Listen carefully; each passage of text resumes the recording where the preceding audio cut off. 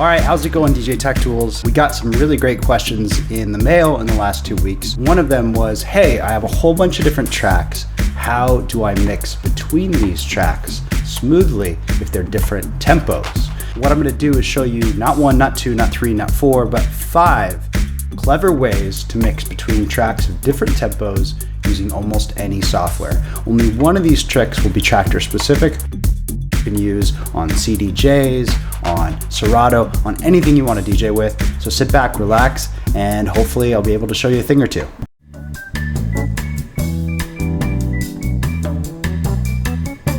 All right, now the first trick is tractor specific. It's using something called the echo freeze trick.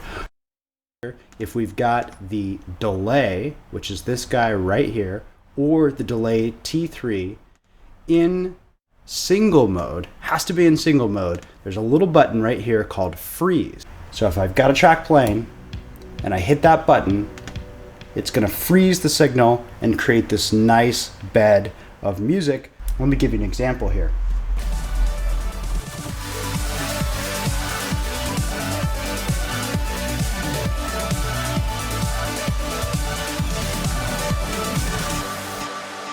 I'm going to let it sort of echo out a little bit and then drop that new track. I might filter out that freeze.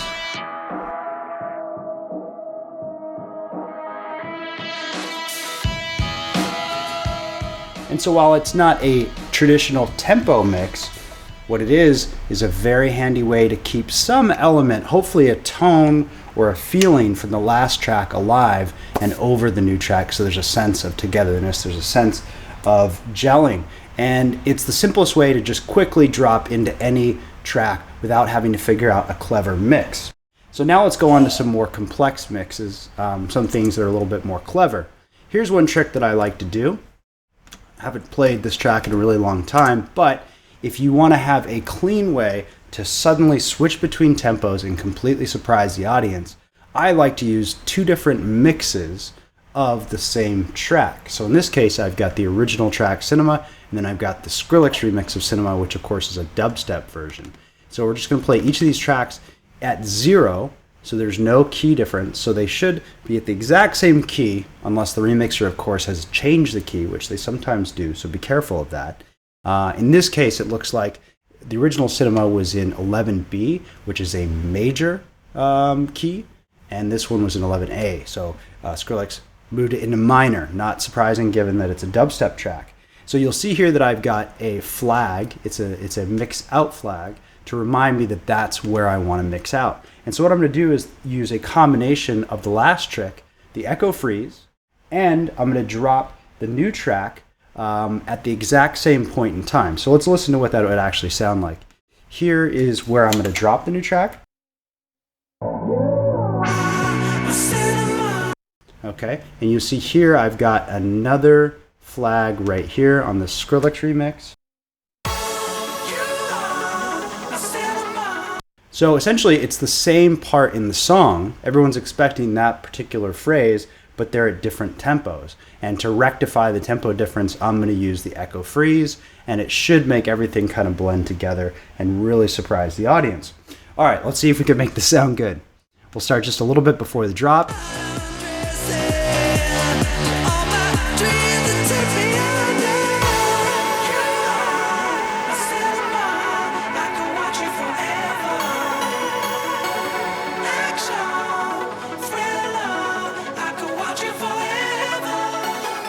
All right, that was pretty good, but the tempo change, suddenly going from 130 to 145 was a bit jarring and a bit surprising. So let's actually tack on another trick to it. Let's start off with the right deck synced up. So we'll keep that vocal at 130, and then somewhere around this breakdown, probably where the snares start to build up, I'm going to slowly increase the tempo, and then all of a sudden we're at dubstep. So let's back it up just before the drop and try that again.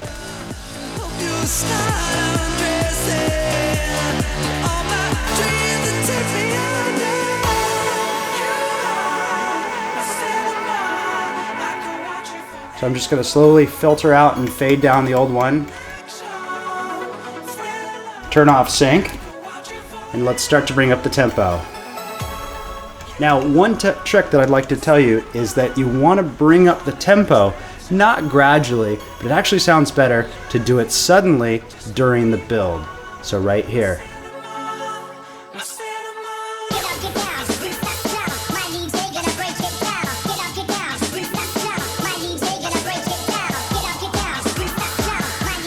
And here we are in dubstep.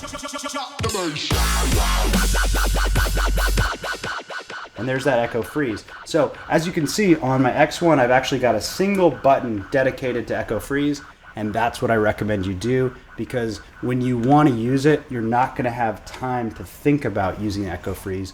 You literally want to be able to just reach over, touch a single button, and have it all work. So in order to do that, you need to build a macro effect, or one button that does a whole bunch of things. That's in another video. Perhaps we'll put a link right here on how to do that.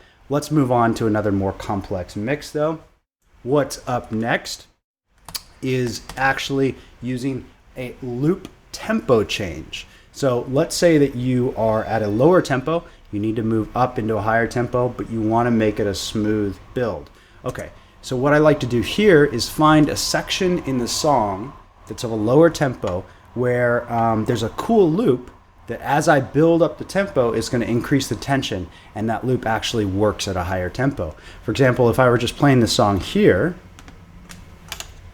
and I were to try to bring up the tempo,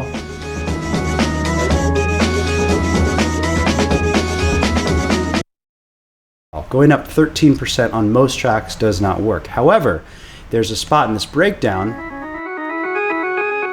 If we grab a short loop,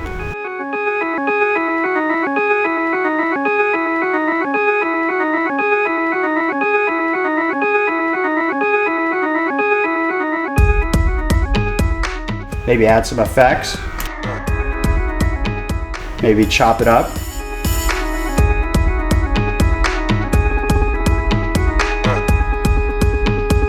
Who you gon' call?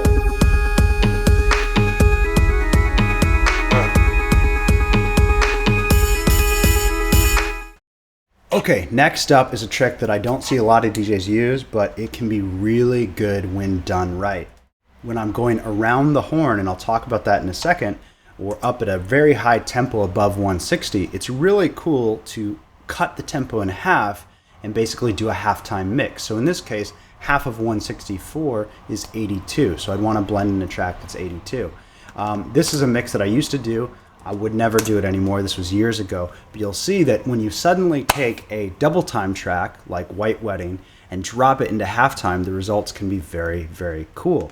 And then I'll show you how to do this with a more modern combination of songs. So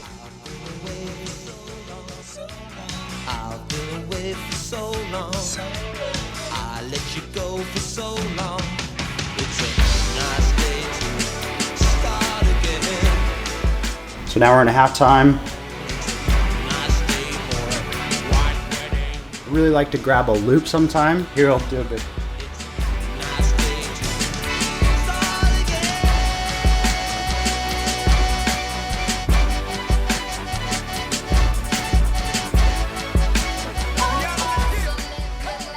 All right, so two super cheesy songs. You're probably not going to do that, but I think it's a great example of how if you do a halftime mix in key, it can be really cool and very surprising. Here's a more modern example of what that might sound like.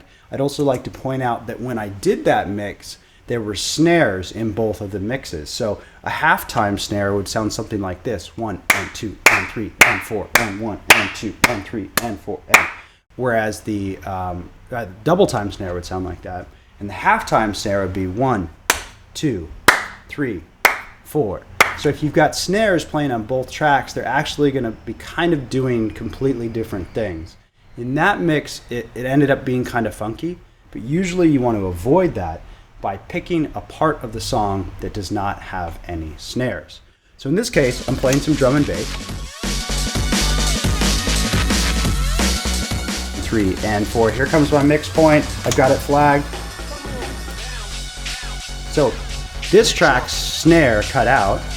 Now we're hearing the halftime. Maybe keep the kick out until you're really ready to let the audience know we've switched tempo. So probably here at the drop.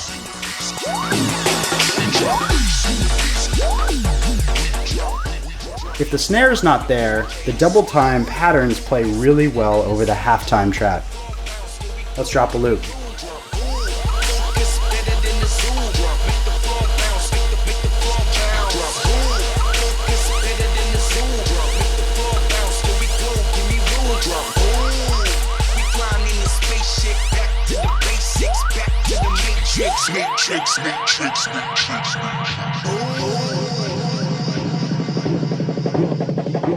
So that's called going around the horn. If you play a lot of different tempos, sometimes what you want to do is make sure you're slowly increasing the tempo throughout the night. Sometimes I might do this really quickly, like in the space of 45 minutes. Go from 75 all the way up to 160. Now, you don't want to keep going up unless you're playing 200 BPM material, which I don't know, would burn your dance floor out pretty quick. So at a certain point, you're going to want to go around the horn and come back to the low tempos. And this is how you do it when you're up there at 140, 160, 180, and you're saying, okay, this is too much. It's time to go around the horn. Just half time it down to the bottom and start the process again. And you'll keep the momentum moving throughout the night. It's really nice because at 160, your body is moving very quickly. The dancers are going to get exhausted very fast. Going down to halftime gives them a chance to take a break, continue dancing, but with a little bit more space between their steps. The final tip that I'm going to give you, this is actually probably the easiest out of the group, but requires one little bit of trickery that's kind of complex, is to find a track where the producer has already made the tempo transition for you. So in this case, somebody has made a track that goes from 125 to 85, and I put that in the comments so I know. So it starts off here, 125, and eventually goes down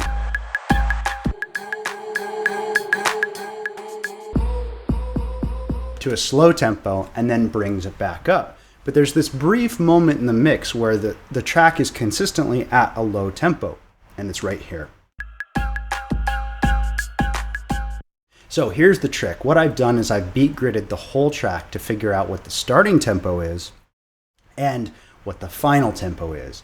And I'm going to leave the final tempo in the song, 84.196, because I need to be able to sync and drop a track really cleanly without time to actually beat mix. Whereas when I'm starting the song off, I've got a lot more time to actually manually beat match this song into a different song if I know what the tempo is, or if I just do it by ear, which is what you should all be able to do by this point. Now, this tempo is 84.197. We're in house music. It's going to slowly slow down. I've got a track that I know works well. Now, if I just hit sync, I know that I can drop it right at the loop and it'll sound good.